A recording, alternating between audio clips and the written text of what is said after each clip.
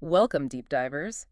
Have you ever found yourself kind of caught in that really familiar internal script, not tonight, dear, I feel fat? Hmm. Even when deep down your partner finds you attractive. That whole feeling of your body holding your sexual well-being hostage, well, it's a far more common struggle than you might imagine. Oh, absolutely. And it really captures a pervasive challenge that can profoundly impact sexual fulfillment, often just sort of silently eroding intimacy. Yeah. So today we're taking a deep dive into this really complex and, let's be honest, often unspoken intersection of body image and sexual confidence. Hmm. Our main guide for this exploration is Michael Alavier's insightful book, Not Tonight, Dear, I Feel Fat, How to Stop Worrying About Your Body and Have Great Sex. And our mission, really, in this deep dive, is to unpack some genuinely surprising truths about how we perceive our bodies Right. and challenge those deeply ingrained misconceptions about attraction, and hopefully uncover some practical, really actionable strategies, things you can actually use to transform your sexual experience and, crucially, your relationship with your own body. We want to help you move beyond those unhelpful coping strategies, don't we? Exactly. Find a path to what the author calls a rich, fulfilling love life, which sounds pretty good. It does. So let's really dig into this core problem because, like you said, it's not just about what we see in the mirror. It goes much deeper than that. Yeah. The author points out that a lot of our, well-meaning but unworkable coping strategies, things like constant dieting or exercising just to lose weight, they actually dig you into a deeper hole when it comes to body image. It's almost ironic, isn't it, how those efforts to fix ourselves can just completely backfire. Think about Cindy. She's a 30-year-old woman mentioned in the book who found herself caught right in this trap. She said, this is quite telling, I've lost 10 pounds and gained it back so many times. And instead of feeling good about achieving a goal, I just started obsessing about my cankles. Oh, wow. Kegels. It's always something specific, isn't it? Always something. It's that perpetual feeling of never quite being enough, right? Even when you hit a goal, that's what truly keeps you stuck. And this is where it gets, well, really interesting because here's a truly counterintuitive truth. It kind of flips everything we thought we knew. Mm-hmm. It's not your actual weight that predicts body shame and anxiety. It's your perception of it. Yeah, the research is pretty clear. The strongest predictor isn't actual weight, it's perceived weight. It's fascinating, really.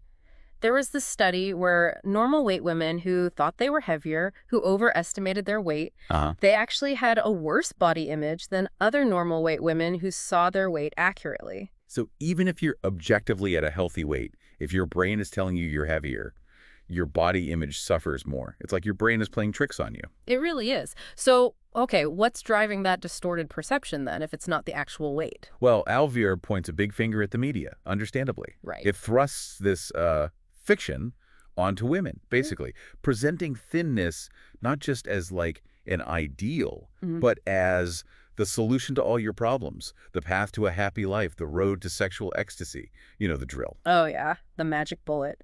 And this creates what the book calls a yes or no test. It's stark. You don't pass by getting closer to the ideal. No, you only pass by being the ideal. And the more you internalize the media standard for thinness, the more dissatisfied you're going to be with your body. It's the singular, often unattainable representation of beauty. And it leads women to believe you either get as thin as those models or you're doomed to a lonely life, which is just heartbreaking. Yeah, it really is. And the consequence of internalizing all that, this belief that you're not good enough, is literally, as the title says, holding sex for ransom. Mm-hmm. Melissa, she was 22, described feeling like the pudgy little girl about to get teased again, even when her partner was, making love to her. Wow. During intimacy itself. Yeah. That thought, my body isn't good enough for my boyfriend, it can persist even with a really loving, really engaged partner. That creates such a huge emotional burden, and it makes you question, okay, what do guys actually want? Because the assumption is everybody knows men want the kind of skinny chicks the media presents, right? Right. Except, turns out everybody might be wrong on this one, at least according to the research all of your sites. Okay, tell me more. Well, attractiveness studies apparently show that men seldom pick the below healthy weight body types you see in media as their ideal form of beauty. Really? So what are they drawn to then? Overwhelmingly, it seems to be normal curves, healthy weight, and slender to average waist to hip ratios. Huh. So it's not about being so thin you could wrap dental floss around them, as the book puts it. What? Quite graphic. No, it's more about strong signs of fertility, which basically translates to healthy-looking women. Another study found men strongly preferred hourglass shapes over tubular shapes. Mhm. It's more about vitality, maybe, not just stick figures. Okay, but then there's the skepticism, right? Women thinking, okay, he says my body turns him on, but is he just lying? Yeah, that doubt creeps in. Yeah. The book tackles this head-on pretty bluntly, actually. It says, essentially, men don't lie to women they find unattractive. Hmm. Okay. It's harsh, maybe, but the logic follows. And then there's this analogy. Let's hear it. Viagra cannot make a man want you. Ah. So if he's getting an erection, the book insists never, ever doubt its sincerity. He wants the intimacy, the connection to be you. It's a raw perspective, but it cuts through a lot of that self-doubt potentially. It does. And what's equally fascinating, or maybe important to understand, is how that rejection then impacts the male partner.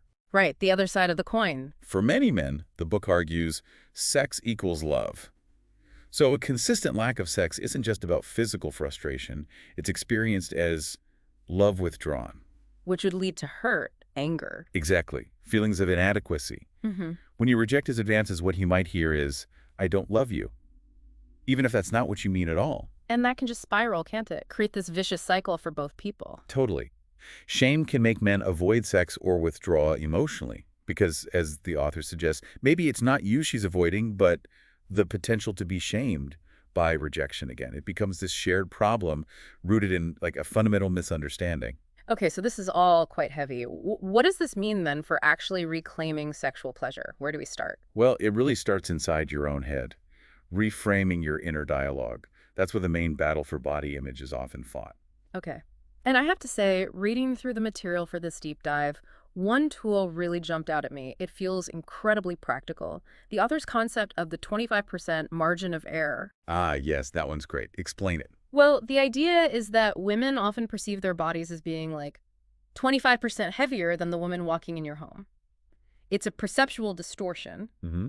So when a negative thought pops up, the classic, my thighs are jiggling, you can sort of surf it by adding, yeah, but they're jiggling at least 25% less than I think they are. Right. It doesn't magically erase the negative thought, but it gives you, as the book says, just enough wiggle room to go forward. It lessens its power. Yeah, exactly. And that connects nicely to another key strategy, doesn't it? This idea of participation over presentation. Yes. Shifting your focus. Instead of seeing yourself as just an object to be looked at, which invites judgment. You become a vehicle for pleasure. You focus on the doing, the feeling. Being active instead of passive. Be communicative instead of silent. Be engaged instead of submissive. When your mind is busy experiencing, it just has less bandwidth to obsess about how you look. It's a mental redirect. That makes a lot of sense, which leads us then to cultivating sensuality, right? And that deeper mind-body connection. Absolutely. Because research actually indicates that a strong sense of well-being is more important than body image in predicting sexual functioning, which is huge. Wow. Okay. More important than body image itself. Yeah. And what's more, positive sex experiences can actually, over time, override, reduce, or even eliminate body anxiety. Sex can be healing in that way. So how do we consciously cultivate that well-being, that sensuality? The book suggests living a consciously sensual life, which I love. It means being almost brutal about your pleasure. Brutal. Meaning toss out anything non-sensual. Train yourself to constantly ask, how can I get more physical pleasure out of what I'm doing right now? Like what? Give me an example. To be super simple. Lighting a scented candle while you read. Buying yourself flowers just for the smell and the look. It's about tuning into your senses. As the author says, it's not a look we're going for, it's a feeling. I like that. It's a feeling. And creating a sensual environment is key too, right? Especially the bedroom. Oh, definitely. Think soft and low wattage lighting. Dimmers are your friend. Or colored bulbs, maybe floor lamps pointing upwards to create a warm glow instead of harsh overhead light. Yeah, avoid the interrogation room vibe. Exactly. And muted colors for bedspreads, soft rugs by the bedwool silk, or shag things that invite touch. And speaking of the bedroom, there's this one tiny detail in the book that really stuck with me. It sounds almost silly, but it makes sense. The pillow rule. Oh yeah, the pillows? Only 2 sham-size pillows against the headboard and 2 to 4 sleeping pillows. Any more, apparently, sends this subconscious do not lie here signal, like a fortress of pillows. I can see that. Keep it inviting. Right. Plus, investing in good quality sheets, thread count starting at 450 to 1,000, maybe canopies, billowy curtains, and making sure you have music readily available, The entire stereo in the room, it says. It's about intentional design for pleasure. Definitely. And beyond the environment, there's self-exploration. Alver actually advocates for women examining their own vulva with a hand mirror. Okay, that might feel confronting for some. It might, initially, yeah. But the idea isn't just clinical anatomy. It's to truly chart your erotic terrain, understand the location, look, and power of different pleasure zones. Get familiar, get comfortable. Makes sense. The book stresses that skin-to-skin contact is the best way of gaining mastery, competence, confidence, and comfort with your own body. Knowledge is power, even here. Precisely. Okay, now let's shift gears a bit and talk libido. Because desire, it's not always just there, waiting for you, is it? Sometimes it feels more like a decision. That's a key point the book makes. It challenges the idea that you have to feel, flooded with feelings of desire before you can act sexually. Right. It introduces this concept of flicker stage sex. Yeah, where just a spark is all you need to turn wood into a spectacle. You don't need a roaring fire to start. So this means being willing sometimes to have sex even when you don't feel like it. Kind of, yeah. Because often the sex itself creates desire. The physical act, the connection, the hormones released that can build the arousal you thought you needed beforehand. Interesting. And for boosting that initial spark or just overall libido, exercise comes up again, doesn't it, as the single best thing you can do. It really does. And it's not just about general health. It's specific physiological benefits for sex. How does that work exactly? Well, exercise strengthens the heart, obviously. That increases vital blood flow, including to the pelvic region, which is crucial for arousal. It also rejuvenates nerve endings and positively affects key hormones, testosterone, cortisol, estrogen. It's like a tune-up for your arousal system. Okay. And there's a specific recommendation, too, the 20-70 workout. Right. 20 minutes of sustained exercise at 70% of your maximum heart rate, and then, importantly, follow that with an erotic stimulus. So the exercise primes the pump, essentially. Exactly. It doesn't cause arousal on its own, but it sets the stage for it. It's like the wood in the fireplace waiting for a light. Gotcha. And this is a really crucial distinction for motivation, isn't it? The reason you exercise matters. Hugely important. Exercising for health and fitness generally improves body image.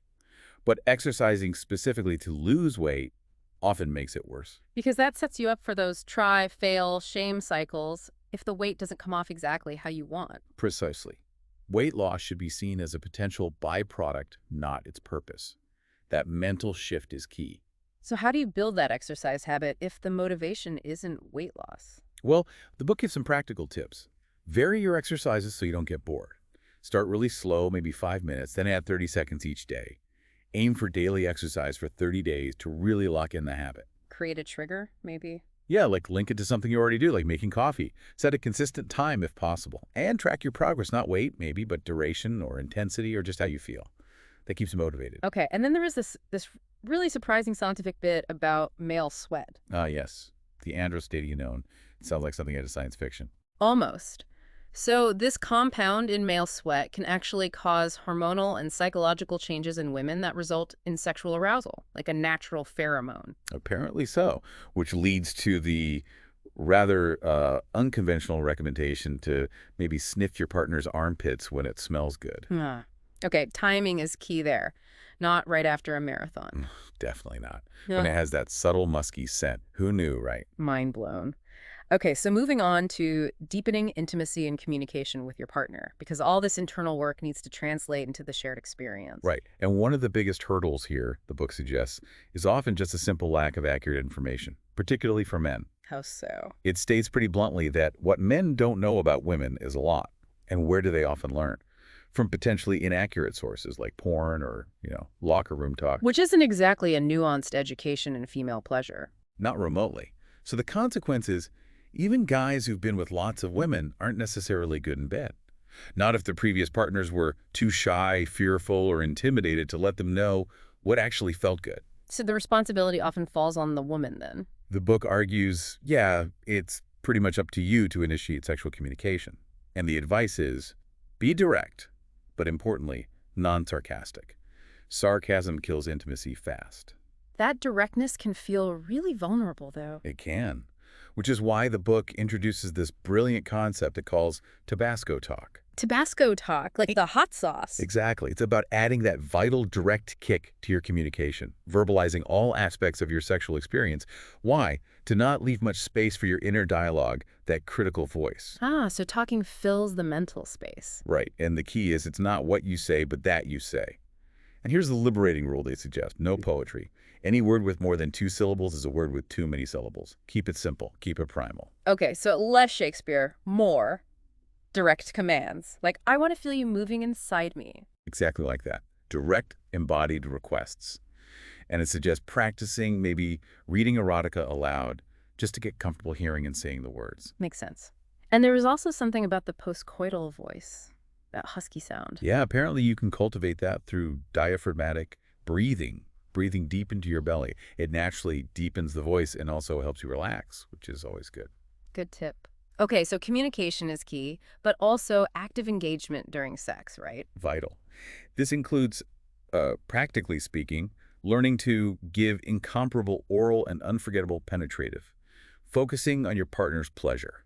Because the more you focus on giving pleasure, The less you focus on your own self-consciousness. It's that psychological shift again. Replace the negative self-thoughts, call them A, with focusing on his body, call it B. The more attention you pay to his body, the less attention you'll pay to yours. and use those sensual skills we talked about earlier, focus on sensations. Yes. Instead of thinking about how you look, think, what do the satin sheets feel like underneath me? What does his skin feel like? Bring it back to the physical feeling. Okay, and for unforgettable oral, any specific techniques mentioned? The core elements are moisture, speed, and friction. Simple trick for moisture. Visualize biting a lemon to get saliva flowing. Oh, okay. And for adding interest, try pressure point pleasures, like gently pressing on his hamstrings during oral sex. Or the sloppy diamond, which is about varying movements, using your hands, being unpredictable and multi-sensory. Sounds playful. And then for intercourse, the book uses that memorable phrase, bada bing to bada bang. Huh, yeah. It's evocative. And the core ingredient for that bang, they stress, is lubrication. Simple as that. Wet sex is hot sex. So if self-lubrication is sometimes an issue, It might mean more foreplay is needed, more non-sexual touching, kissing, and fondling, or even masturbation beforehand. But also, don't be afraid to use lube. The book basically says use a lot of water-based lube. No shame in it. good point. And Kegels can help too, right? Yes. Kegel exercises, both the quick flutter type and the longer pinch and hold, can apparently help train your body to self-lubricate more easily over time. Okay, another powerful tool we need to talk about is fantasy. Oh yeah, fantasies are huge. They apparently elevate testosterone and are incredibly effective at prying the fingers of anxiety off your mind during sex. They transport you. So how do you find your fantasies if you feel like you don't really have any? The book suggests reframing the question. Instead of, what's my fantasy? Ask what turns me on. It could be common themes like feeling innocent and desired, the virgin fantasy, maybe cross-dressing, or even fantasies about being forcibly taken, which the book clarifies is often about the intensity of feeling desired, the power dynamic, not actual non-consent. Right, the psychological element is key. Always. And for women who are particularly body conscious, a useful fantasy might be to imagine having the mindset of someone with an ideal body figure. How would she feel? What would she do? Embody that confidence. That's clever. And if you're still drawing a blank, You can poach fantasies. Sources include romantic films, which surprisingly can increase testosterone. Also, women-centered porn, which focuses more on psychological arousal, diverse bodies, intimacy, genuine chemistry, much different from mainstream porn. erotic literature too. Definitely. Classics like Lady Chatterley's Lover, or collections like Nancy Friday's My Secret Garden, and even erotic photography books can spark ideas. So once you have some ideas, how do you bring them to life? Make them more three-dimensional. Well, role play is an obvious one. Costumes, props, music. There's also the erotic telephone game, where you and your partner take turns building a story, adding details. That sounds fun, actually. Yeah, and a really simple but effective technique is using blindfolds. It instantly heightens all of their senses and, crucially, eliminates visual self-consciousness. As the book cheekily puts it, everybody looks like $1,000,000 in the dark. Love it. And finally, under fantasy, there's structured power playing. Right. Dominant submissive roles. It's a consensual way to really focus the mind on the present moment and explore some intense sensations. The book emphasizes that the creamy center is always in the psychological arena.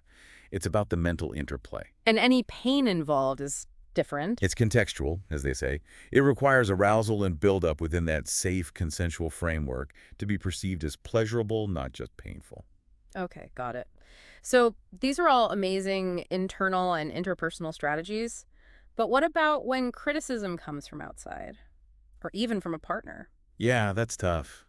The book acknowledges women are constantly assaulted by the fashion, diet, and exercise industry with subtle, and sometimes not so subtle, put-downs. So how do you deal with that? There's a wonderful Zen master story shared. If someone gives you a gift and you do not receive it, to whom does the gift belong? Ah, so you refuse delivery of the criticism. Exactly. Apply this with simple phrases like, thank you for your gift, but I think you should keep it, or just a calm, thank you for your opinion. You don't have to internalize it. Okay, that's for subtle stuff. What about explicit insults? Maybe even from a partner. That requires a bigger conversation, obviously. The book outlines a whole 9-step process, but the key starting points are: center yourself first, stay calm, assume the best intent if possible, and talk only when you are calm. And focus on the issue, not attacking the person. Yes, focus on the behavior or the words, not labeling the partner. Thank him for being willing to talk, disagree respectfully, and really importantly, paraphrase each other to make sure you're actually understanding what the other person is saying. That takes practice. Partners also have a really crucial role in creating a shame-free zone, don't they? Absolutely. A big one is offering agenda-free affection, Meaning? meaning affection doesn't always have to lead to sex. The book uses this great park versus tennis courts analogy. Affection can just be a walk in the park, its own reward. If every walk inevitably leads to the pressure of playing tennis, you stop wanting to go for walks. I get it. It builds safety and security when touch isn't always transactional. It's exactly. Partners should also just generally avoid doing things that obviously invite self-consciousness. Like what? Like, don't flip through a magazine full of supermodels and then immediately hit on your partner. Don't ask her to strip under stadium lights, as the book colorfully puts it. And a practical one? Probably don't buy lingerie for her without her input. It might not fit or be her style, inviting negative feelings. So instead of just saying nice things, Show, don't just tell. Give specific compliments. I love the way your legs look in that dress, not just you look nice. And use physical touch to actively show her how you feel about her body. The book says, a touch is more powerful than a verb. A stroke is stronger than an adjective. I like that. Demonstrate desire. And there are even specific intimacy-building exercises partners can do together. Like the observatory. Yeah, sitting naked, face-to-face, knees touching, hands connected, just gazing into each other's eyes silently, taking turns just observing and being observed, aiming to experience unity. Sounds intense, but connecting. And there's feet touching. Similar setup, naked, knees touching, but focusing on the sensation of feet touching, experiencing vulnerability and support simultaneously. And fingertip trespasso, knees touching, fingertips touching, gazing into each other's left eyes to heighten sensation and presence. They're about nonverbal connection and acceptance. Okay. And for partners wanting to help set the mood for her. Remember that female sexuality is often highly contextual. Feeling comfortable, safe, and relaxed is paramount. So that means helping out. Yeah, maybe helping with sources of exhaustion or stress, like dealing with the dishes in the sink, ensuring things feel clean and calm. And when initiating intimacy, engage in gentle. Start slow and build to a crescendo. Kissing and touching. Don't just jump straight to the main event. Build the atmosphere. And circling right back to where we were, maybe exercise together. Yes. Given the benefits of that male sweat compound, androstenedione.